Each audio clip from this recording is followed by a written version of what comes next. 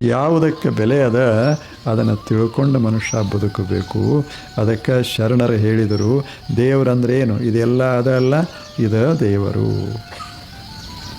ಒಂದು ರೊಟ್ಟಿಯೊಳಗೆ ದೇವರನ್ನು ಕಾಣುವ ಅನ್ನವೇ ದೇವರು. ಅನ್ನ ದೇವರ ಮುಂದೆ ಇನ್ಯಾವ ದೇವರು? ಅನ್ನ ಯಾವಾಗಲೂ ದಿನಾಲೂ 3 ಸಲ 4 ಸಲ ಏನರೇ ನೆನಪಾಗ್ತಿದ್ರೆ ಅದು ಯಾವುದು? ರೊಕ್ಕಲ್ಲ, ಊಟ. ಹೌದಲ್ಲ ಹೇಳಿ?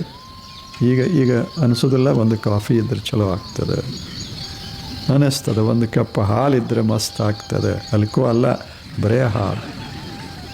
ಎಷ್ಟು ಚಂದದ ಜೀವನ ಅಂದ್ರೆ ದೇವರು ಆಹಾರವಾಗಿ ಬರ್ತಾನ. ಅನ್ನಂ ಬ್ರಹ್ಮ ರಸೋರ್ ವಿಷ್ಣು ಭೋಕ್ತಾ ದೇವೋ ಮಹೇಶ್ವರ. ದೇವರು ಅನ್ನವಾಗಿ ಬರ್ತಾನೆ ಅಂದರೆ ರೊಟ್ಟಿಯಾಗಿ ಬರ್ತಾನೆ, ಹಣ್ಣಾಗಿ ಬರ್ತಾನೆ, ಹಾಲಾಗಿ ಬರ್ತಾನೆ. ನೀನು ಸ್ವೀಕಾರ ಮಾಡು, ಆನಂದವಾಗಿ ನಿಲ್ತಾನ.